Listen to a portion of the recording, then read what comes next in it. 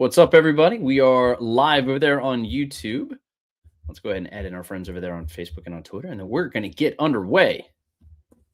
All right. We're live on Twitter, and now we are officially live on Facebook. And the Falcons Podcast with Garrett Chapman is officially underway. Happy Thursday, everybody.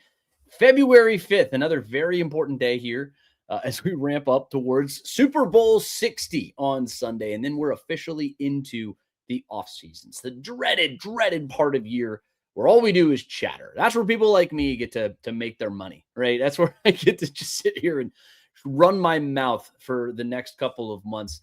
But look, this is a big time of year, and thank you so much for jumping in. We got a big show set up for you here this evening.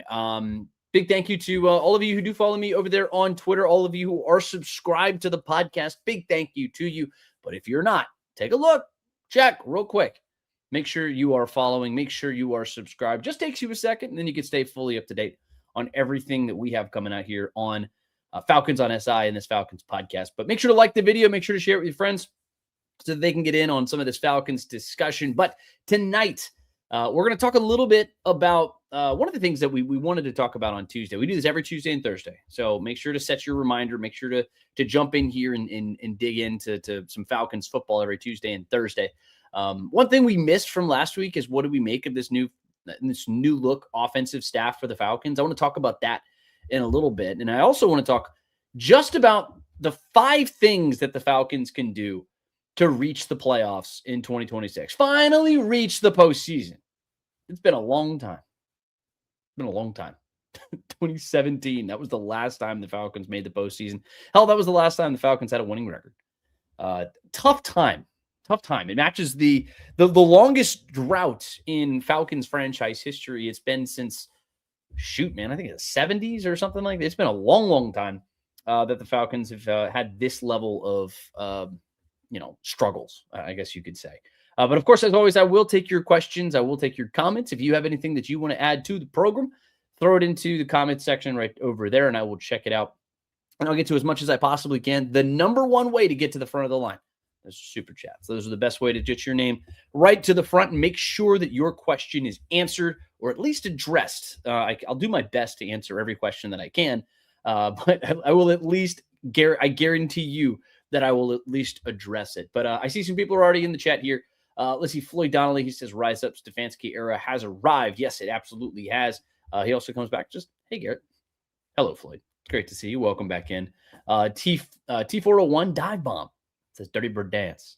Yeah, we got a bunch of people in the chat. Make sure to share it with your friends. Make sure let's get this thing rolling. But you get in. Oh, shoot. And Rio came in here. The most infuriating thing about the Falcons is not that they suck, but they are horrible at winning games consistently. Well, that kind of goes hand in hand, Rio. But yeah, I see what you're saying. They can beat anyone and lose to anyone. You saw that perfectly last year. So this is a team who lost to the Dolphins. They lost to the Jets. They lost to the Panthers twice, once by 30 points, right? And then the second one, you blow a massive second half lead. And it was, if you just told me that, I would have told you this was a terrible season. But if you had also told me that they would beat the Rams, they'd beat the Bills, they'd beat the Bucs on Thursday Night Football, the rest of the division would have finished below 500. I'd have told you that this Falcons team is going to the playoffs.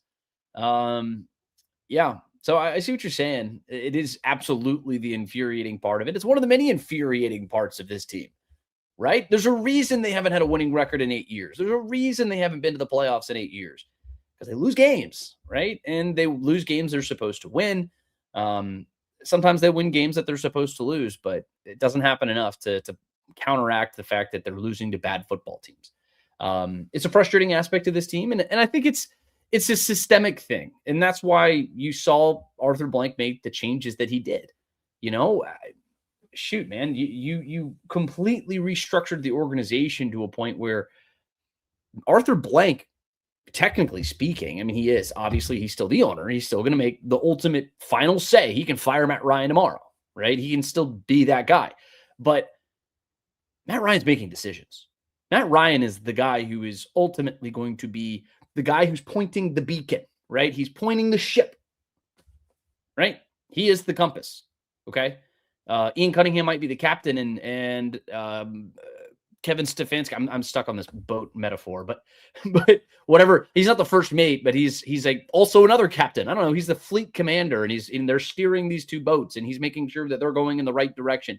I don't know why I'm so married to this boat analogy here, but it's kind of the best way to say it. He just makes sure that they stay in line. Right. And his comments today actually kind of reflected that fact. But Rio, I mean, I see your point, and it's one of the reasons they haven't made the postseason. But it goes back to some comments that were made on Tuesday. And look, I reacted to the way that I heard Matt Ryan comment on the quarterback position. I reacted in the same way that a lot of people did, basically saying that, yeah, he didn't commit. He was non-committal because he was non-committal, but it was also non-committal in the sense that he's letting Kevin Stefanski make the final say on the quarterback position. There's going to be some collaboration. They're going to work together to make sure that they have a shared vision and they're going the right direction and all that stuff. But he reiterated that with Jonathan Jones on CBS today. Matt Ryan, he sits down. He's out there at Super Bowl 60 doing all the media stuff. And he sits down and they have that conversation. He says, I'm not doing his job for him. I'm not telling him that he has to start this person or he's got to run those plays and whatever. He's the head coach. He hired the head coach to do the head coach's job. That's all it is. And I was alluding to that on Tuesday, but I apparently didn't do a good enough job of that. Ultimately, his job is to run the organization, make sure that the guys have their resources and everything that they need to win and succeed. Ian Cunningham's the general manager. He's going to make personnel decisions. They'll all sit in those conversations. They'll have dialogue, right? And if they come to Matt, then they'll talk about it. But Kevin Stefanski is going to coach, So thank you for the question. Appreciate the comment. Floyd comes back, says, run the ball. It helps. And I think Bijan Robinson's going to be pretty happy about it. I think that he talked about how excited he was. He was out there out in, I don't know if they're in Santa Clara or they're in San Francisco right now, but they're out in California ahead of Super Bowl 60. He's talking about how excited he is about having Kevin Stefanski and shoot some of the best years that he had with the Cleveland Browns, Stefanski. It's because he had a Nick Chubb who was going off. Those are some of the best years that they had. They're going to run the ball. And I love the fact that we're bringing in a Bill Callahan, a guy who can do a lot of different things. He has that gap scheme. He can. You have the wide zone. You can do a lot of different stuff. And Bijan is one of the few running backs in the NFL that I would say is he's not dependent on scheme. He can do anything in any offense. He's special in that way, right? So he's just a plug and play, but they're going to run the ball a good bit. I would figure to say, right? So yeah, I think you're going to get your wish there, Floyd. Leon says hello. What up, man? Welcome in. Christopher Rome says we're going to be all right. I hope so. Eric Noah comes back through, says this team needs to be fixed fundamentally. If we have bad quarterback play, this team will never go anywhere. That is a fundamental issue. And look, that's going to get us into kind of my point for the crux of what I'm speaking about tonight. The 5 keys to the Falcons reaching the playoffs next year. We're going to see your question. It's a good question. I'll get to that in a little bit. But if you have bad quarterback play, it's not going anywhere, right? So if you talk about the 5 keys to the Falcons getting back to the postseason for the first time since our president of football is playing, it comes down to these 5 things, in my opinion. So I'll get to quarterback. The first things first. I'm looking at the top 4 teams, right? I think that's generally speaking the most effective way of addressing what direction the NFL is going, what's working in the NFL right now. Of course, there's some luck involved in this, but I think generally speaking, when you have a sample size of a full season and the final 4 teams are decided, the teams playing in the conference championship games, and then inevitably in the Super Bowl, everybody's sitting there watching on their couches and saying, how can I do that? How can I get there? And these are the things that I came up with, right? So the first thing's pretty simple. Double down on the defensive success from 2025. And I'm doing this all in and how it relates to the Atlanta Falcons. Atlanta was solid last year. They were solid, right? We saw some spurts in the first half of the year where they were number 1 in total defense and everything else. They regressed, obviously. But they still finished in the top half of the NFL in terms of total defense and passing defense, top 20 in scoring and EPA, expected points added. per play. I mean, like they finished pretty good spot there, right? You also saw some of the injuries that took place on this defense and how they really regressed after that fact. Like you see when Divine Diablo goes down with an injury. Whew, it was tough. It was really tough. JD Bertrand stepped in and he was the guy that they had to point to. He was the guy, right? And he clearly was not ready to be the guy. You see Hughes goes down and then D. Alford did a pretty solid job stand up. Well, he actually stepped in and he played for Billy Bowman, excuse me. But like you saw CJ Henderson step in and he did pretty well. Kobe Bryant stepped in at times and he did okay, right? Like these guys were all right. But you saw depth issues. Like Zach Harrison struggled with some injuries there late in the season. You saw when I think it was Dorless missed a couple of games. You struggled, right? And injuries are a part of the game, but the difference is when you look at the New England Patriots, you look at the Seattle Seahawks, you look at the Denver Broncos, you look at the LA Rams. Those are teams who have dudes. And then when those dudes go take a break, they sub in more dudes, right? Take a note out of the Philadelphia Eagles book. Like no one's going to be the 2021 Georgia Bulldogs, right? That doesn't exist. That's not real life. It's not NFL. People have their deficiencies. But when Howie Roseman goes and acquires dogs, like not dog, like Georgia dogs, but like killers on the defensive line at the trade deadline and just throws them into the mix, they're like, oh, you're like already too deep. How many more do you need? A lot, because the defensive line and just having those guys be so overpowering is the ultimate cheat code on defense. That's why the Seahawks are potentially going to win the Super Bowl. It's why the Patriots went from a team picking in the top 5 to a team who's playing in the damn Super Bowl. It's what got the Broncos there and gave them a chance to win a football game, even though they lost their quarterback. Dominant defense is critical, and it's been consistently a theme of every team who makes it to this point in the playoffs, to the Super Bowl, to the conference championship games, that they have a really solid defensive line. You know, and when it comes to expected points at EPA, they have to have a negative EPA. So they're holding offenses to a negative EPA. That's critical. Falcons are right there. They're close. But that's why you need to double down on the defensive success. You've got a young core, right? And you talk about the guys who the team has in place already. Brandon Dorless. You got James Pierce. You got Jalen Walker. You got guys, right? Ruka Rororo. But you need more interior defensive linemen who you can really go get after the quarterback. Because I'm starting to feel like we're entering a period of time where it is more important to have elite interior pass rushing presence than edge rushers. And let me tell you what I mean by that. Of the top 10 interior pressure players this year, 8 of the top 10 play on the Seahawks or the Patriots. 8 of the top 10. Make no mistake. That is why these teams are playing in the Super Bowl right now. The Falcons are not there. The Falcons, I mean, they took a step closer. I mean, you saw the second year progression of some guys. We're hoping that we're going to see that there from the edge rushers next year, but you need to continue to reinvest. You need to continue to reinvest in the position. And you look at these teams who are top 5 in free agency spending last offseason. You look at Milton Williams, you look at Harold Landry, DeMarcus Lawrence, Robert Spillane. These are guys who they invested heavily in, right? And that's why they continue to find success in the postseason. It's critical. And the Falcons are close, but I think they can get even better. And that starts in free agency and that starts in the draft. The second big thing here, and I'm going to get to your questions and comments. I see some are starting to come in. Number 2 of the 5 keys to get the playoffs or get the Falcons to the playoffs. Number 2, this team needs some receivers, man. This team needs some receivers. I started on defense because that's my big point on defense is this team needs some interior defensive line help, and they need it in a big way because you need to have 1 layer, 2 layer, 3 layers, and you need to be able to go deep, right?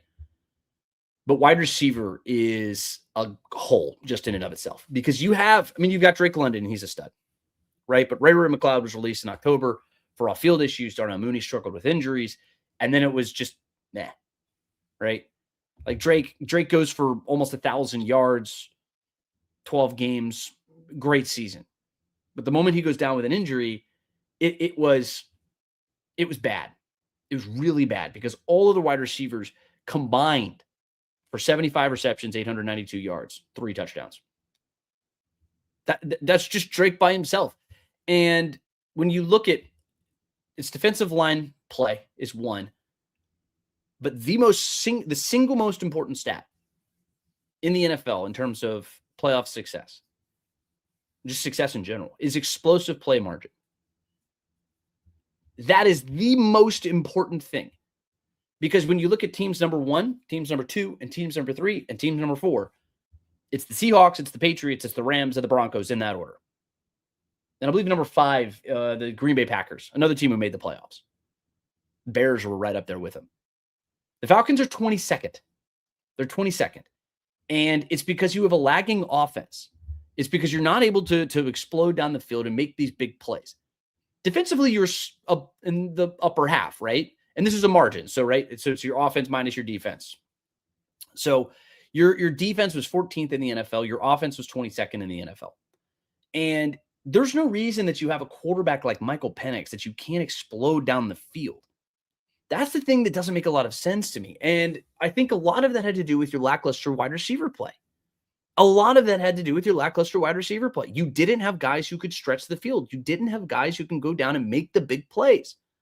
Like you talk about the Seahawks and you look at Jackson Smith and Jigba. He didn't get a ton of touches. He didn't catch a ton of routes. But when he did, he's popping the top off. You look at Rashid Shaheed. They take the top off. You look at Stephon Diggs. Matt Collins was even doing it for the Patriots. They take the top off. This team needs wide receivers. It's why it was the first free agent article, aside from quarterback. So it was the second free agency article that I wrote, was specifically about the wide receiver position. It's critical. It's critical that they figure out what they're going to do at receiver, because all due respect to Sills and Casey Washington and all these guys, you got some good players. They're fine. They're okay. But they're not NFL wide receivers at the level that they need to be. And that's just all there is to it. All right, I see a super chat, and like I promise, I always go straight to super chats. But it's Rusty, our man Rusty Moore Jr. Over on YouTube. He says, "Good news. Good news is the national media seems to be getting under Michael Penix's skin. My guess is we get his best effort next year in an effort to silence the chatter." I see you. I see it. I saw his post on Instagram. It comes in a direct retaliation to something Stephen A. Smith was saying about him. One of the most foolish things that I've heard just about the whole discourse about Michael Penix going under center. Stephen A. Smith said that it was because he can't bend his knees. I don't know where he heard that. I have no idea where he heard that. Because it's fundamentally wrong. It's completely inaccurate. And you talk about the fact that there was 5 years between his knee injuries. 5 years. This is a guy who ran a 4.5 at his or a 4.59 or something at his pro day. It's a guy who went literally went Superman to score a touchdown against the Tampa Bay Buccaneers. You're telling me that guy can't bend his knees enough to play quarterback? It's a ridiculous sentiment. I don't know where the hell he heard it, but to Rusty's point, maybe it's some fire. Maybe it's some fire. Maybe it's a little edge for Mike. I don't know if he needs it. The dude's a competitor. He's a killer. I don't think he necessarily needs it, but sometimes it helps having somebody who's throwing a little kerosene on an open flame. I think that maybe it'll help Michael Penix. Maybe it won't. Who knows? But I hope it does. I hope it really does. And because I see the potential in Mike. I'd say that Matt Ryan and the rest of the staff, they see the potential in Mike. He's just got to stay healthy. And I've said that many, many times here on this podcast. I've written about it. I've said it on the station at 92.9 The Game. I've been all over the place saying that. The talent is there. The talent is there. And we'll get into that here in this next little bit. He's just got to stay healthy, man. And that's point number 3. So going through the 5 points, the 5 keys to the Falcons competing. Number 1 was double down on the defensive success from 2025. Number 2 is get some weapons at wide receiver. Number 3 is clear. You got to figure out the quarterback position. You got to figure it out. And there is no variable that matters more in the explosive equation than the quarterback position, right? And Penix, he was coming off of the knee injury, or he's going to be coming off of this knee injury. He's already got a learning curve. It's going to be an interesting spot the way he comes back. I want to see how it happens, but it's wild though, because you look at the guy who was playing quarterback at the end of 2024. Those 3 games, his deep throw rate was second in the NFL. He was right there with Josh Allen, and I mean, he's just zipping it, and you saw the gifts that Stefanski raves about, the gifts that the last regime raved about. You saw the potential, and I remember sitting there and going back and watching some of his film. He had some bad misses. I'll give him that. There's a reason he had a couple of interceptions. The interceptions weren't his fault, but he had some bad misses. And I'm like, okay, well, that's something that footwork, that's stuff that's going to come in time. And then he didn't look like that guy. He showed the flashes, right? I mean, you look at what he was against the Tampa Bay Buccaneers. He showed the flashes, and then he just seemed to get rattled. And maybe that's not the right word necessarily, but he just never seemed like he was that guy in 25. And that's where I think coaching plays a pretty important role. That's where I think coaching is something that's going to matter for him moving forward. And maybe to Rusty's point, that can be something that can give him some edge, because if the Falcons want to be playing in the Super Bowl, you got to have a quarterback. If the Falcons want to play the playoffs, you have to have a quarterback. That's just a zero-sum thing. This is the NFL. You have to have a quarterback. It's the most important position on the field. It's the most important position in professional sports. So those are 3 of my 5 keys. I'm going to go through some of your comments here. I promised you I would. Speaking of which, so Eric Noah comes back over here and says, or actually, no, that got me started on it.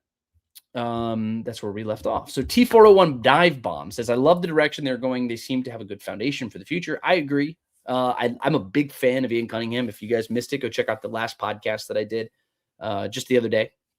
I am a big fan of Ian Cunningham. I think it's a tremendous hire. He said all the right things. You talk about winning a press conference.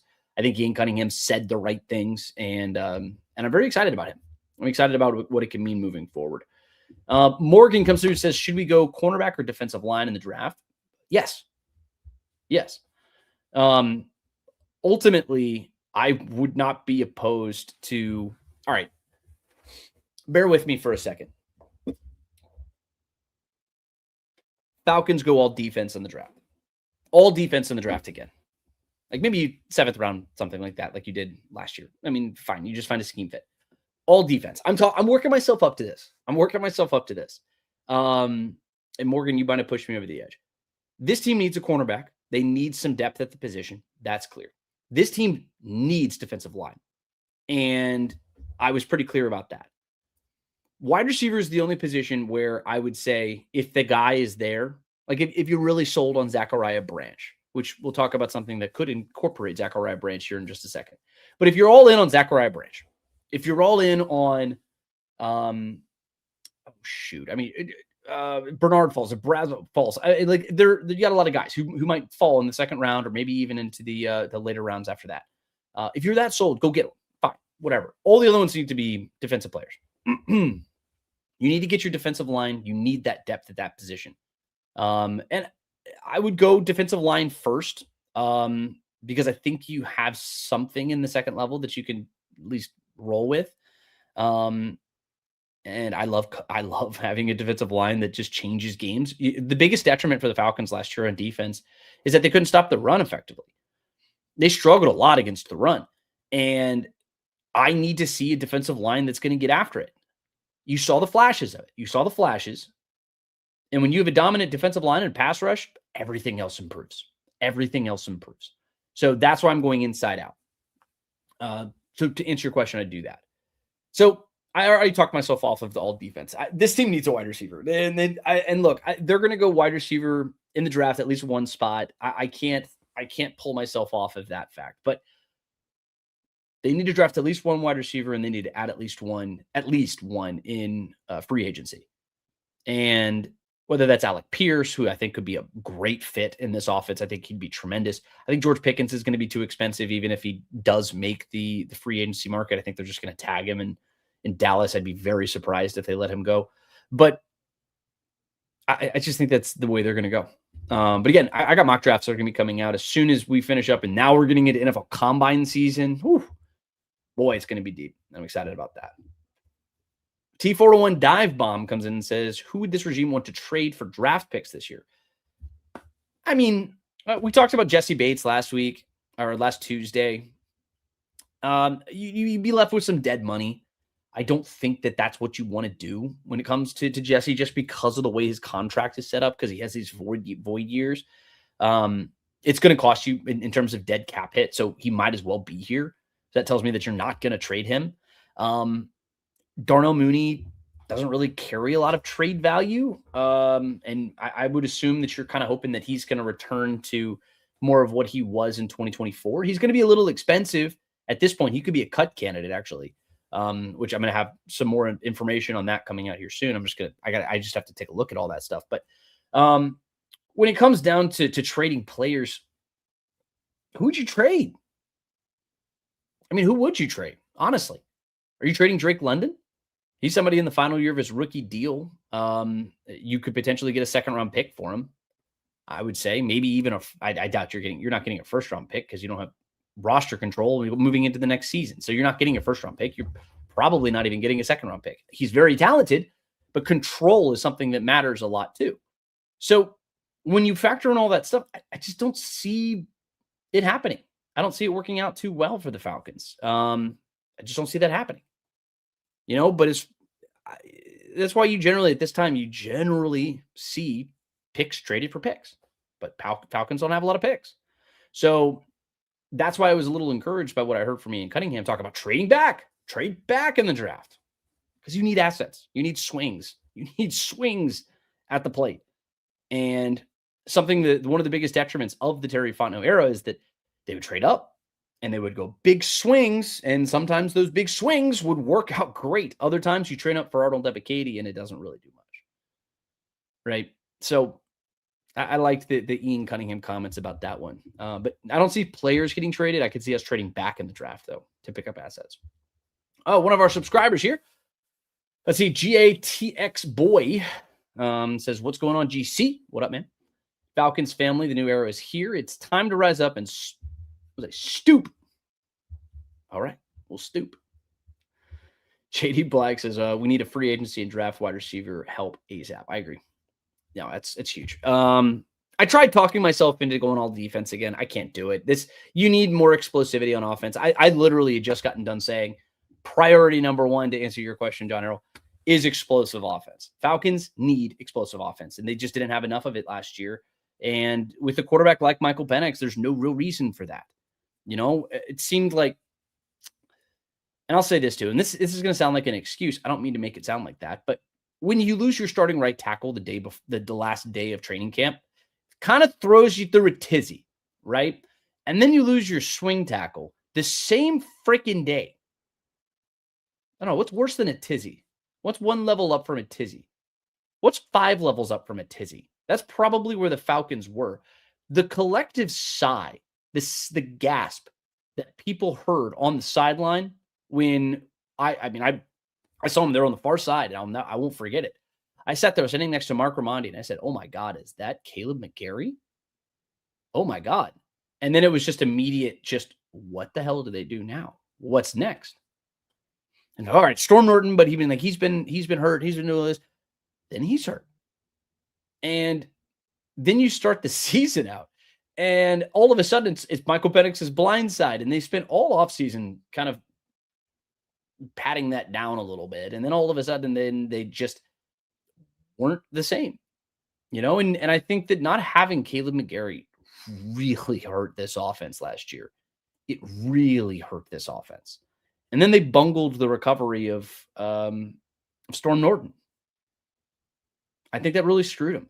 So moving into next season, I think that's something that Falcons fans can look forward to. That's something that I do think that you can take a next step forward. Just having Caleb McGarry healthy. And I see another super chat. I always jump to super chats first. Big thank you here to Kiera Kiera P says, any word of McGarry, it's ETA. Oh, well, speaking of Caleb McGarry, it says, any word of McGarry is ETA. Thoughts on Jalen Naylor, wide receiver. As far as McGarry goes, I don't know if we ever had a bona fide reason why he was injured. I don't think they ever actually said it. I think we presumed it was something, but I just remember it being lower leg. But no, I don't have any update on that. They don't talk about injured players like that. That's not a comment that they're going to make. But as far as Naylor goes, I'm trying to look at some of his advanced stats here. Oh, he's a Bishop Gorman guy. He's a deep guy, so he can run down the field a little bit. He was in not a great system. He's not an elite type of wide receiver, but he'd be a good depth kind of guy that you can add into the system, and can do a lot of different things, right? I believe he did some punt returns at one point in his career. Yeah, he did. He's returned one punt. I don't know why I thought he was returning punts for some reason, but no.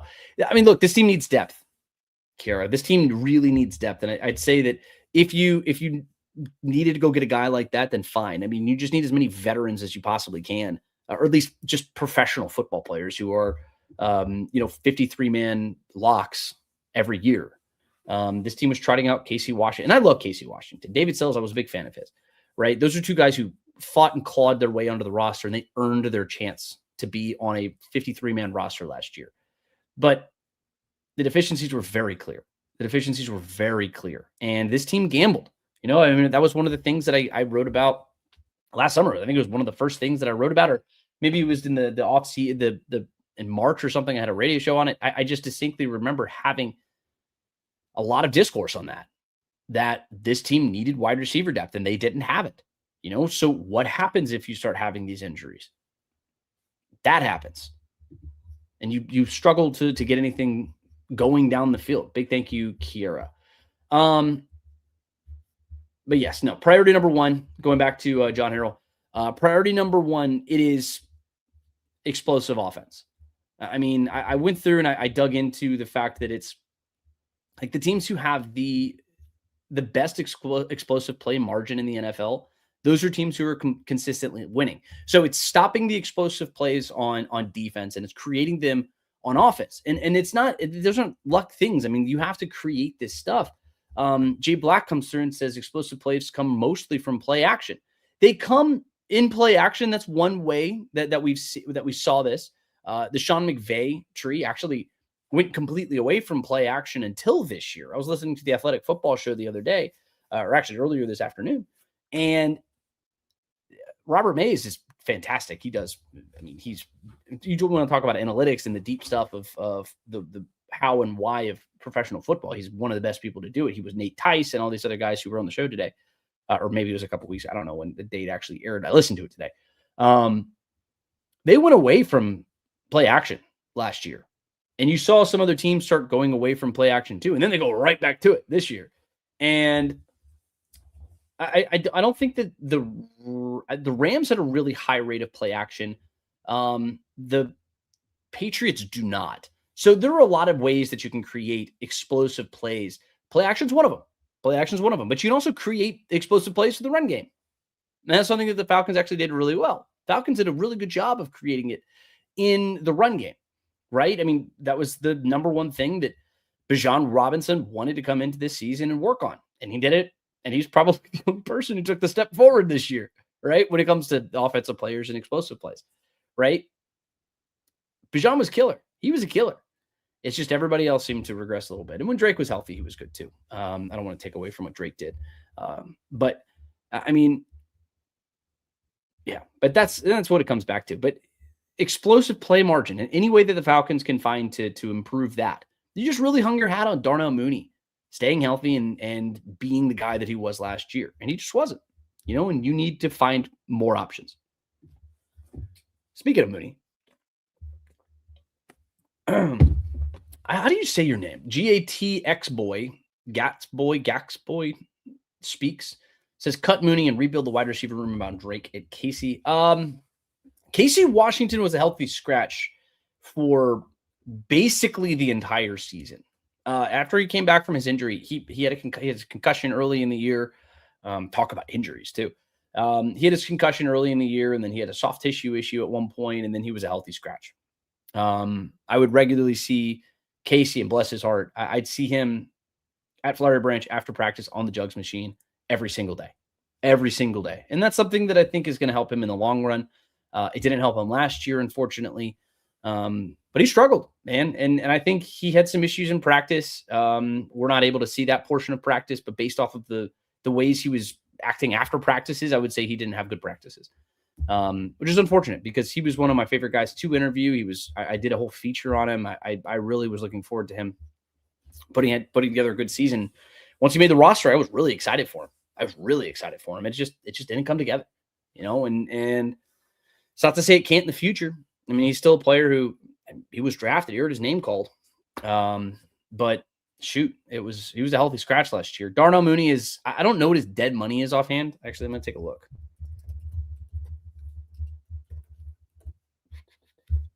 All right. So according to Spotrac,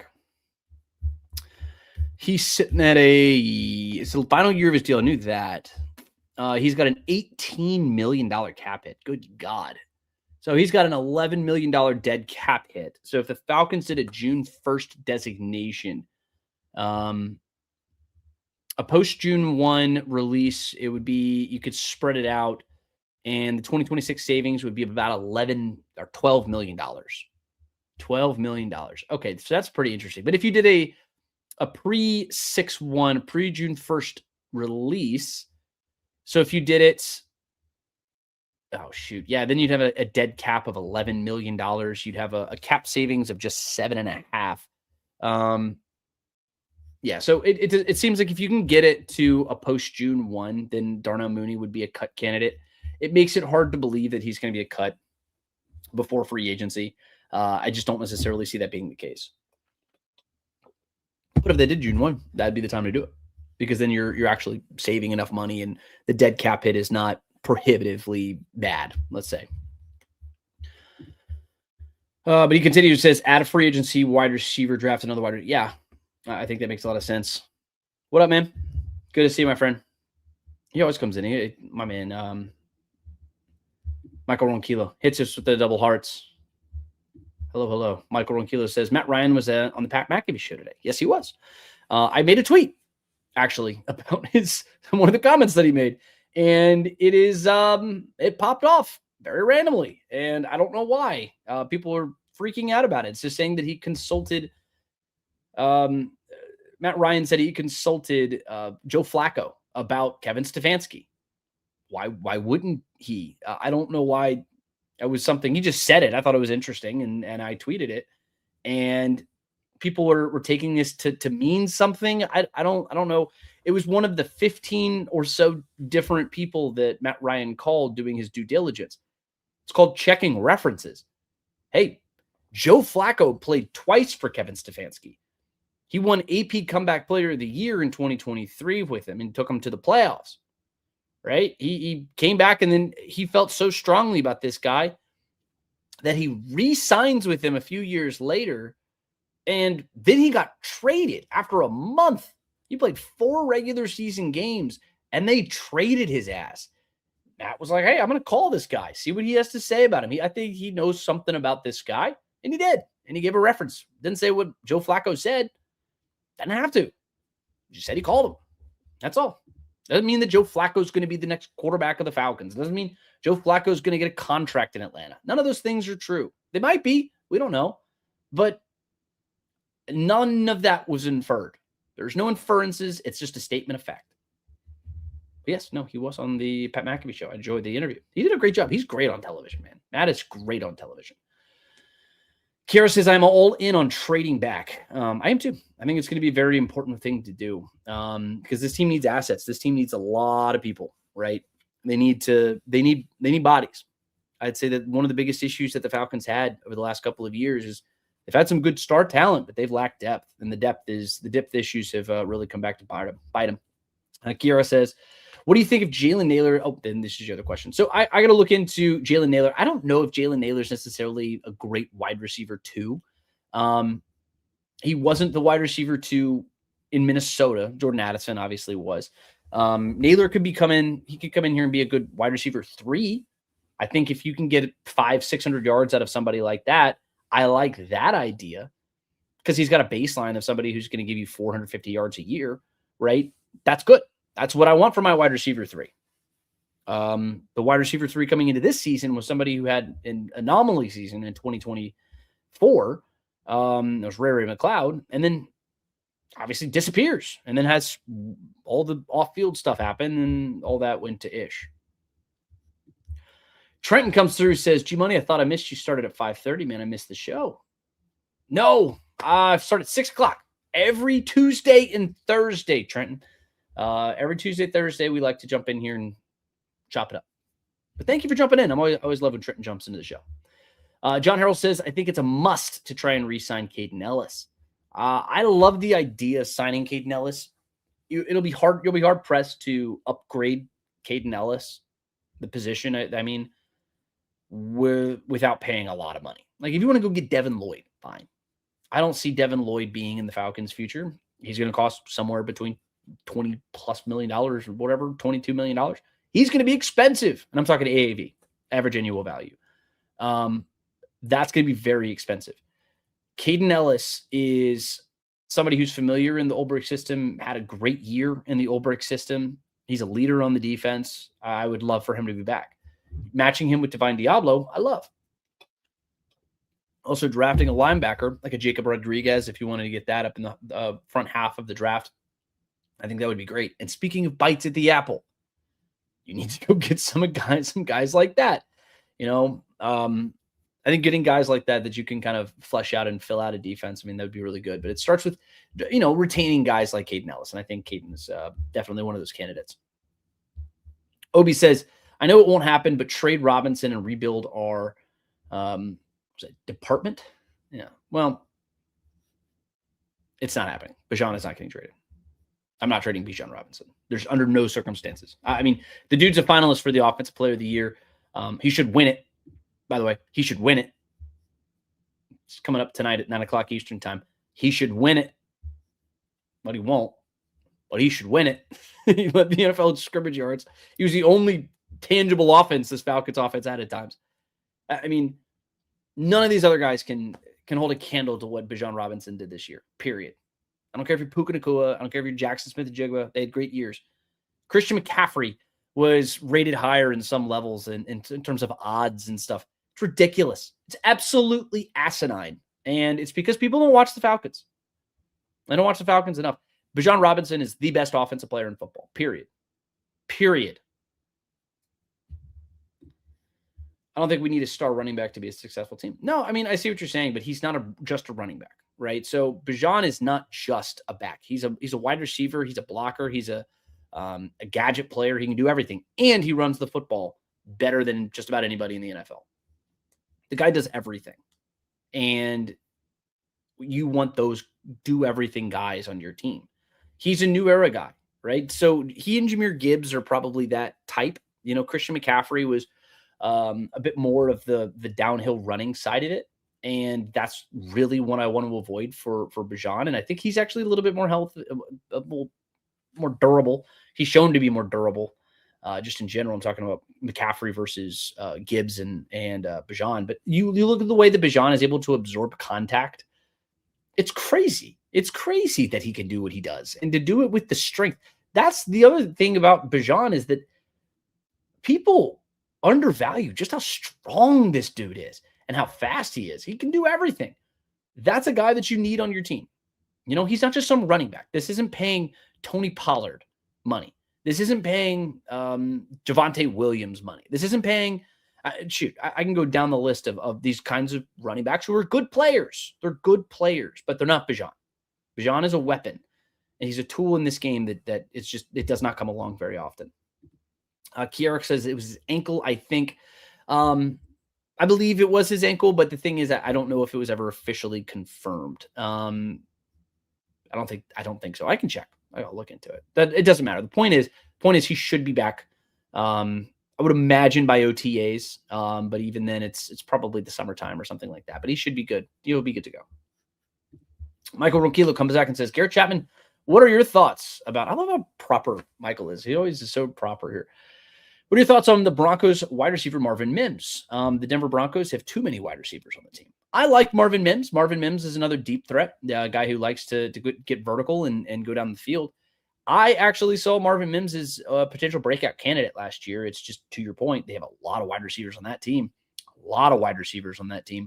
And I think he would be great here. I think he'd be great. I don't know what his contract situation is. And as you can see, this is all live Q&As, so I am trying to answer your questions as best I can. So he has another year on his deal, it looks like. This is an estimate. I don't know what that would be. Yeah, so he'd be an unrestricted free agent next year. He's in the final year of his rookie deal. So no, he's not going to be a Falcon next year because you're not sending assets. I would be surprised if you send assets to go do something like that. If they could get him, great. I think that he'd be one to look into because he is a talented player, and I think he could add something to this wide receiver room. It's just that would be probably unless you want to trade something, it's going to be a next year discussion for him. Trenton comes back and says, if you take out the few bad losses where we didn't score 10 points, we averaged 27 points per game. That should win 10 games at least.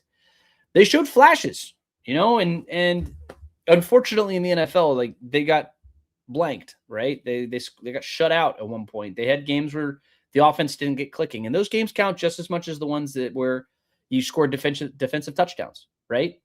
So I can't really get too deep into that kind of logic, Trenton. I understand where you're coming from. But the great offenses show that they can do it consistently. And the better ones, the better teams, even when an offense or defense or somebody else is not having a great day, or maybe the opponent's having just a really good day and they're schemed up perfectly or whatever, there are a lot of factors involved, then the other two phases of the game can pick up and they can put you on their back and go. Too often the Falcons just didn't have that. And you talk about getting this team to the postseason, and we'll get back into my thoughts here. You talk about getting this team back into the postseason. That's what it takes. And too often the Falcons would have at least one unit that lets you down, and they had no real answer for it. So going back through our things, we're 3 into it. So I'm going to get through this as best I can. Double down on your defensive success from 2025. That's point number 1.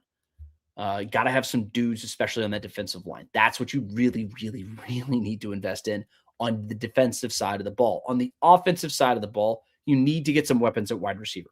You desperately need some wide receiver weapons. You need to fill out that room. That is a must.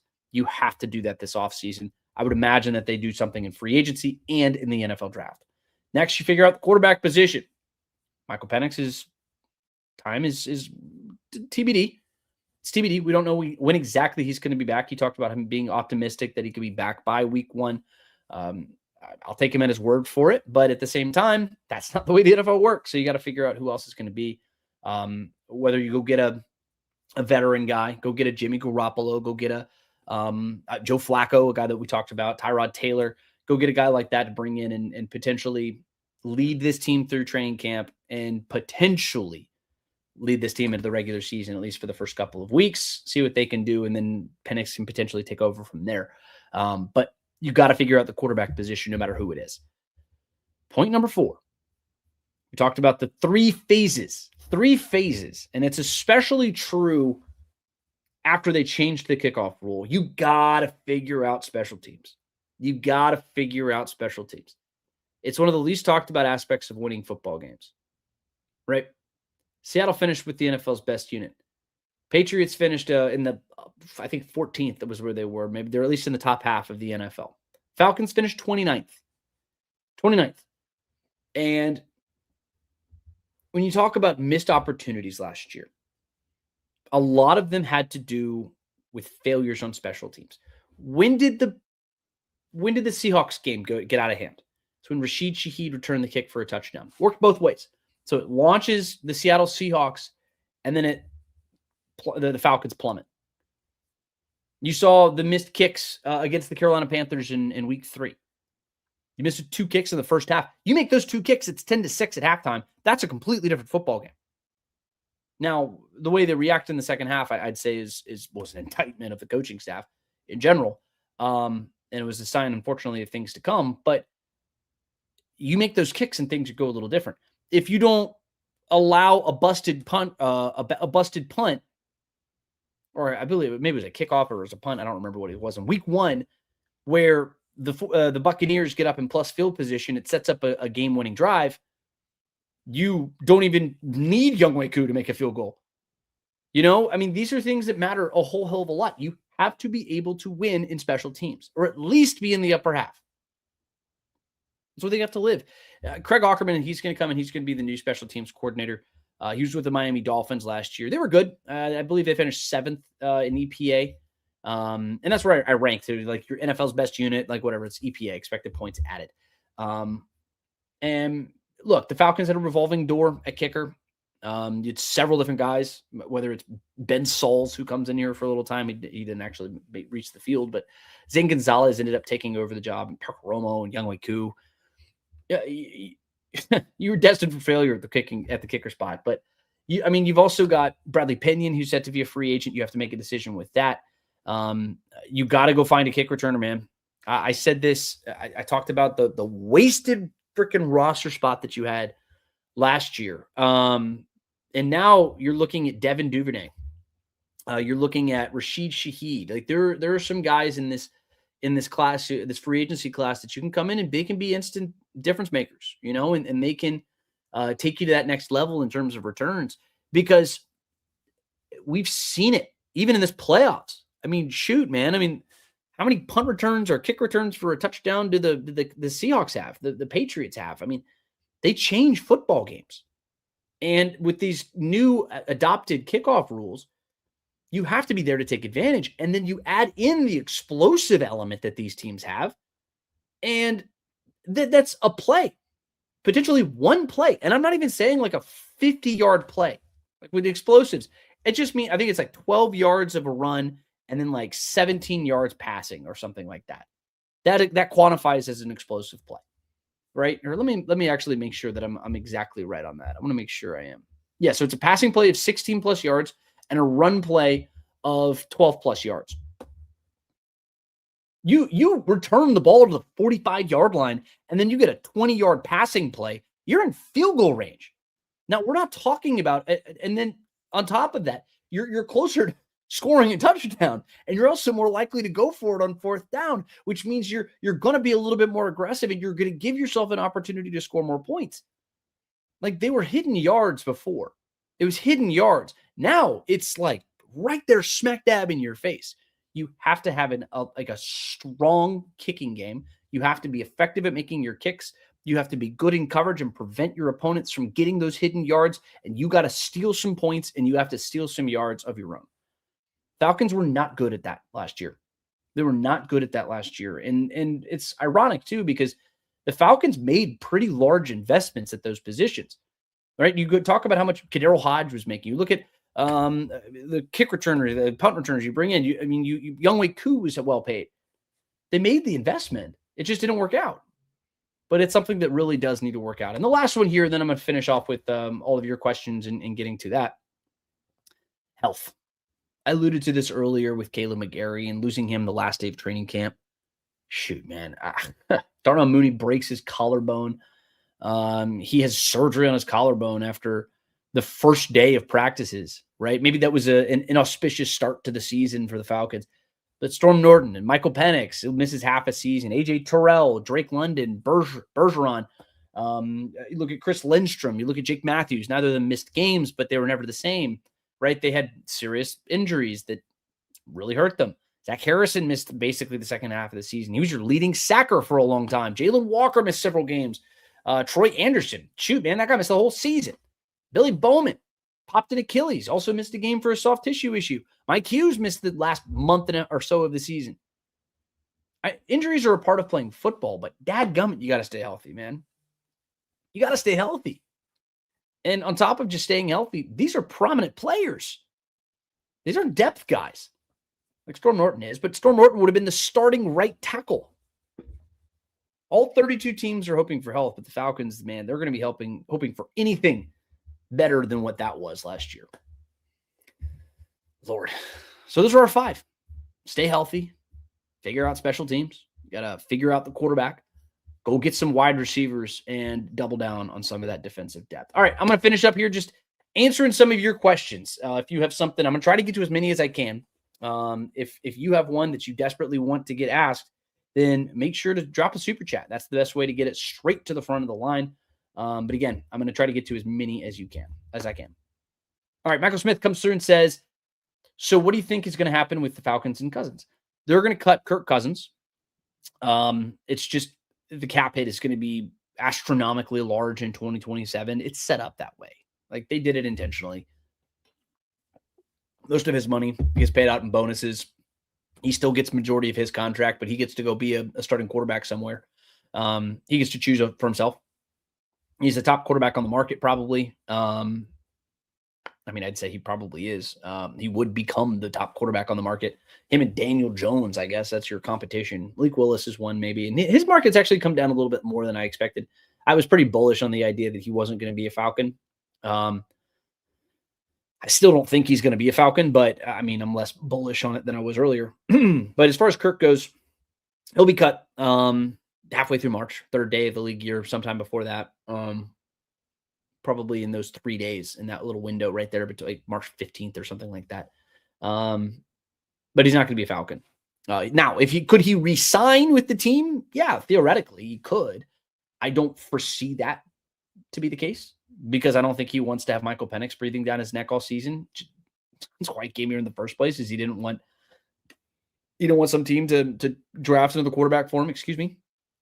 And they were going to draft some quarterback and he wanted to be the guy. So it didn't work out. And so that's why I would assume he goes somewhere else. Kiara says, Bijan carried our team this year. Yeah, he did. He was fantastic. Michael comes back and says, Bijan Robinson is better than the Falcons have right now at running back. Yeah, they're better than anything that the NFL has at running back. Roy comes through, says, let's see what we do before the draft. It's huge. So that, of course, obviously it's going to impact what the Falcons do in the draft. What they do in free agency matters. What they do on their own team matters. Like, do you extend Kyle Pitts? Do you extend Caden Ellis? Do you, what do you do with Dee Alford? There are some viable players on this team who you need to make a decision on. How deeply do you invest in wide receiver in free agency versus defensive line versus all this other stuff? All of that has to matter, and all of that has something to do with the other, and it all correlates. Let's see, John Harrell says, what do you think the Alec Pierce would cost? $20 million? I'd say that's like his projected AAV. He'll be expensive. He's probably the second best wide receiver on the market right now. He's a great downfield threat, man. That guy, you talk about an explosive football player. That is the guy that you want to get in here. You pair him up, and he's got some good size too. You don't find a guy who's 6'4" who goes down the field like he does. I think you look at the size thing about this era of football. Wide receivers are big, man. Like, those are some big dudes right now. And you already got Drake London on one side. You get Alec Pierce on the other. Now, the reality is you'd soon be tying $50-ish million into two players. You're running close to what the Bengals are doing. So that's where I'd get a little concerned specifically with Alec Pierce. I think that Alec Pierce should be a marvelous option. But with Darnell Mooney making $18 million and Drake London set to make $30 every year, somewhere in that range, assuming they do the extension this year, then good God almighty, man, you're looking at a lot of money invested into the wide receiver position. That's going to be very expensive, and it's not very deep. So you still have a lot of those depth concerns. But damn, Alec would be good. If he could stay healthy and you match him up with Drake London, with Michael Penix, that relationship that could blossom into a pretty explosive and fun offense. Kiaris comes through, says, sometimes I think I've had enough of Falcons videos, and then I see you guys live or post another video. Well, I'm glad you keep coming back, Kiara. I'm glad you keep coming back. We just enjoy talking Falcons football, and I'm glad you're here. Michael comes through, says, I read the Indianapolis Colts are trying to re-sign Alec Pierce and trade Michael Pittman. Michael Pittman's got a big old cap hit. I don't know how true that is. I didn't see that report. It'd be an interesting one. Michael Pittman would fetch a pretty nice offer from somebody on the open market should he be available. He's pretty damn good. That's a good football player right there. Tyree Maxey says, what quarterback are they trying to get? Remains to be seen. I've got a whole piece coming out on Monday after the Super Bowl, so keep an eye out for that. Make sure to give me a follow at GChapATL if you want to see that one. But also just head on over to Falcons on SI. Make it a daily stop. We have stuff coming out there all the time. Just put a little bookmark in and come check out what we have. But lots of Falcon stuff coming out, and I'll have the latest on some options the Falcons have, but you got to wait till Monday. Kiera says, I hope Michael Penix, eats better this offseason than hot dogs and wings, not helping your health. Yeah, I guess. I don't know. Augustino 9 says Falcons need a wide receiver 2 and cornerback 2. I see your master stat. I'm watching from Augusta, like a mile from the Augusta National. I want to go to Augusta National so bad. It's been on my bucket list for forever. This was a gift, and I probably wear this darn thing. Shoot, it's actually my fiance's. My fiance owns that. I just wear it all the time. So, and it was a gift. So it was a gift to her. And then I just wear it all the time. But I've always wanted to go to Augusta National. It's something that's very high on my bucket list. As somebody who's from Georgia, loves the state. The Masters are right at the core of everything, right? That's the preeminent tournament in this country and really in sports. It's the Masters. Trenton says, is there a world where Alfred plays number 2 and Bowman comes back in his nickel spot? Bowman is is our starting nickel. Billy Bowman's coming off of the Achilles tear. So this is actually a great question, Trenton. Depends on what he looks like coming back. I mean, nickelback is one of the more important positions in the modern NFL because you have all these teams trying to force teams into base defense. And when they go light, that's when they can just pound the run. The way that offenses are trying to manipulate, if you have a nickel who can be effective in both, I mean, you see this with Nicky Manwari, who's basically just a box safety who can come in and play the nickel if he had to. That's what's made him so valuable for the Seahawks. It's something where I love the idea of Alfred being able to play the number 2. He was a baller last year. And at the very least, he's going to come in and provide you some immaculate depth immaculate, that's a good word. Immaculate depth at the nickel position or at corner. Hughes is still your starting corner. I mean, he's not an elite option necessarily. He's a former first-round pick, but he's not an elite option necessarily. He's got his deficiencies, but I think ultimately, and people may disagree with me on this, I think corner is one of the positions that you can just sort of kick the can down the road a little bit longer. Don't tell Scott I said that because Scott will probably freak out. But I just think defensive line's a bigger need. But yeah, I think D. Alford can absolutely come in and do that. I mean, D's a pretty damn good option. He showed last year how good of an option he can be. But are you going to gamble on him coming back and doing it again? I mean, you need to add at least one solid body to the room. You need at least one good body. It's just, are you going to do that with your second round pick? Or are you going to do that with a day 2 pick or a day 3 pick? That's really what it comes down to. But I don't see them investing in free agency necessarily, but maybe drafting somebody could make sense. Forever Gala says, greetings from Milan, the Olympic capital. Greetings. Have a great time. I don't know what the hell time it would be over there. What time is it in Milan?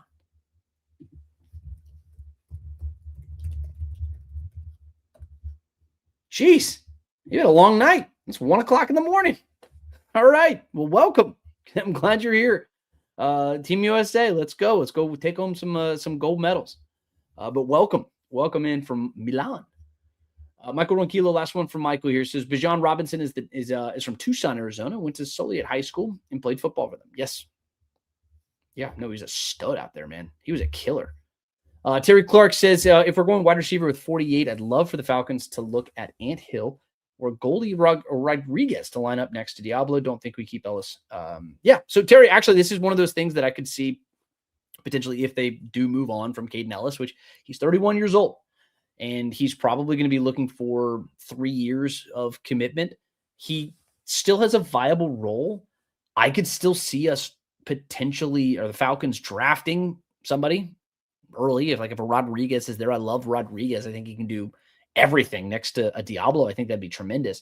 But if you can do that and then get Caden Ellis for a reasonable contract, maybe something that's not going to, 3-4 years. I don't want to go that far necessarily. If you can get him on a 2-year deal, I still think that even if he's not your everyday middle linebacker, not every day, but like every down middle linebacker, he doesn't have to be all 3 downs. You can start phasing him in for pass rushing situations and everything else. He has a lot to add. But no, I could still see linebacker being something that they add in the draft on day 2. All right, last question here. This one comes from one of our subscribers. Pamela Johnson says, "Hello, Garrett. I'm curious to see the upcoming moves the organization will make. I understand it's going to be moves that some in the fan base are not going to be happy. Know that the moves are improving the team." Yes. But we hope they improve the team. But it's a new identity. It's a new team. It's something else entirely. So we don't fully know what this new look team is going to be. We don't know how new look they actually are going to be. Because the Falcons don't have a ton of cap space. They have a good bit of cap space. They're like middle of the NFL in terms of cap. But in the next 2 years, they have a ton of cap. So if you want to look at this team potentially lining up their ducks in a row for the next couple of years, I think you can do sort of what these teams have done this year, that invested heavily in free agency. You trade back in the draft, get some assets, continue to build the foundation of your team, and then just go for it next year. Go for it. Lines up that way. It kind of lines up that way because you have a ton of cap space moving forward. But I think it could be a very interesting way of looking at it. But big thank you to all of you. Lots of great questions. We went through our 5 keys to the Falcons reaching the playoffs. Make sure to go back and check that out. Big thank you to all of you guys. You guys make this possible. And I really do appreciate all of you, whether you're watching on Twitter, on Facebook, or on YouTube. It's an absolute pleasure having you guys jump in here every Tuesday and Thursday. And I just love chopping it up with you guys. And it keeps me on this everything. And I've had a lot of fun. We'll get into some more discussion on this coaching staff coming up next week. I do want to talk about this offensive staff and the experience that they bring and why it gets me excited about what could be coming in 2026 in terms of development and everything looking forward. There's a lot to be excited about, but we'll do that Tuesday. Till then, make sure to give me a follow at GChapATL. Make sure to subscribe to the podcast. We had almost 100 people watching on all platforms. We got 1 like, man. Come on, throw some likes. I really appreciate you guys. Big thank you to all of you who did jump in here. But make sure to check out all the content that we have coming out over there on Falcons on SI. We have stuff coming out right after the Super Bowl finishes up. How can the Falcons get back to the playoffs? What free agency moves could be coming up? We'll talk about all that. But till then, big thank you to all of you. My name is Garrett Chapman. This is the Falcons Podcast with Garrett Chapman. Till next time.